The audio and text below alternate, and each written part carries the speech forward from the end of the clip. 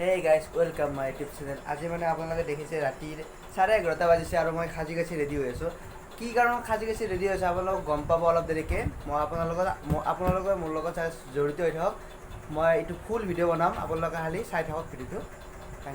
আৰু আমি এতিয়া ৰঙিয়া ষ্টেচনলৈ যাই আছোঁ খুৰাৰ গাড়ীত, আৰু কৈ আছোঁ যাই কি কৰি আছোঁ তাতে। আৰু ফাইনেলি গেছ আমি ৰঙিয়া ষ্টেচন পালোঁ আৰু ভিতৰলৈ যাই আছোঁ আমি ৰঙিয়া ষ্টেচনৰ। ফাইনেলি গেছ আমাৰ ট্ৰেইনখন আহি গ'ল। এতিয়া আমি ফাইনেলি ট্ৰেইনত উঠিম আৰু দেখুৱাই আছোঁ আৰু কি কৰোঁ। আৰু এতিয়া আমি ট্ৰেইনত উঠিব ধৰিছোঁ আৰু দাদাহঁত উঠিলে আগত আৰু মই এতিয়া উঠিম। আমাৰ চিটবোৰ কনফাৰ্ম হোৱা নাই, সেইবাবে আমি চিট বিচাৰি আছোঁ আৰু প্ৰব্লেমেই হ'ব, চিট কনফাৰ্ম হোৱা নাই। কাৰণ এতিয়া আমি গোটেই পাৰতে আৰু বহি যাব লাগিব আৰু উপায় নাইতো। আৰু গাইজ ৰাতিপুৱা হ'ল আৰু ৰাতিপুৱাৰ পৰিৱেশটো ধুনীয়া পৰিৱেশ, মানে ইয়াত প্ৰায়ভাগ চাহৰ বাগিচাই দেখিব পায়।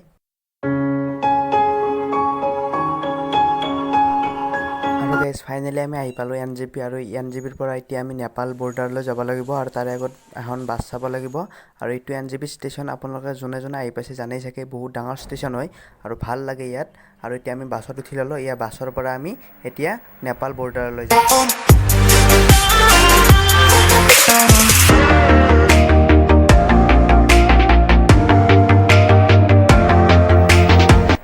ফাইনেলি গাইজ আমি আহি পালোঁ নেপাল, আৰু নেপালত আহিছোঁ মানে গাইজ এই হস্পিটেলখন হৈছে গাইজ মেচি হস্পিটেল। এইখন মানে চকুৰ হস্পিটেল, আৰু মই ইয়াত অহাৰ কাৰণ মোৰ মানে চকুৰ অলপ প্ৰব্লেম আছে, সেইবাবে ইয়াত দেখাব আহিছোঁ।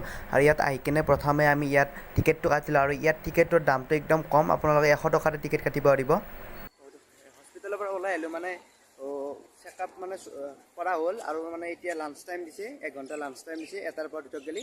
এতিয়া আমি কিবা এটা খাই লৈ পিনে আকৌ আহিম, আৰু জড়িত হৈ থাকক মোৰ লগত।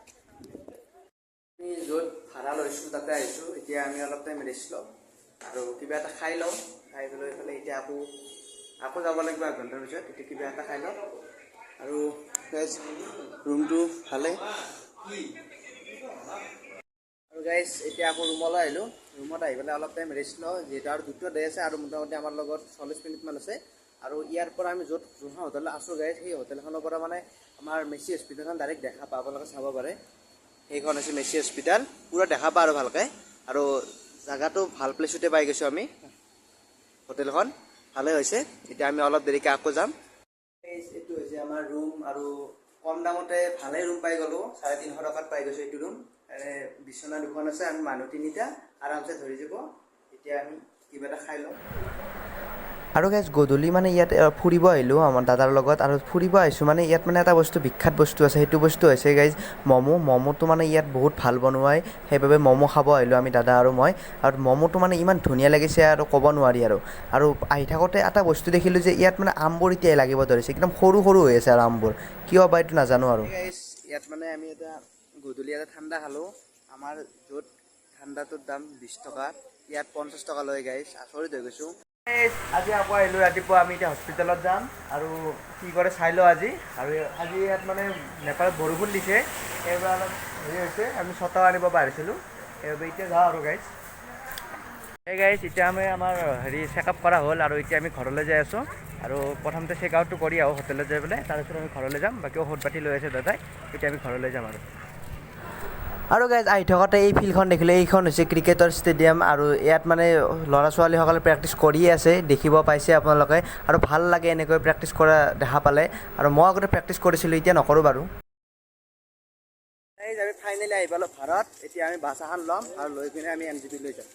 গাইজ ফাইনেলি আমি আহি পালোঁ NJP, আৰু এতিয়া আমি NJP ষ্টেচনলৈ যাই আছোঁ। তাৰপিছত আমাৰ ট্ৰেইনখন আছে 4টা বজাত, তাৰপিছত আমি ট্ৰেইনত উঠিম আৰু ঘৰত। আৰু এইটো হৈছে গাইজ NJP ষ্টেচন, আপোনালোকে জানে চাগে। আৰু ইয়াত মানে এইখন ট্ৰেইন ৰখা আছে, এইখন মানে বহুত পুৰণা ট্ৰেইন, সেইবাবে ইয়াত ৰখাই আছে চাগে। আমি এটা প্লেটফৰ্মত, এই প্লেটফৰ্মটোৰ পৰাই মানে আমি যি দাৰ্জিলিং যাওঁ, সেই দাৰ্জিলিঙত যাব পাৰি এই প্লেটফৰ্মটোৰ পৰাই। আৰু গাইজ আমাৰ ট্ৰেইনখন আহি গ'ল, আৰু এতিয়া আমি ট্ৰেইনত উঠিম আৰু ঘৰলৈ যাম। আৰু মই অলপ টাইম এনেদৰে থিয় হৈ ল'লোঁ ইয়াতে খিৰিকীৰ কাষত, মানে জেগাবোৰ চাই ভাল লাগিছে, এইবোৰ জেগা তাৰমানে ধুনীয়া লাগে চাই মানে।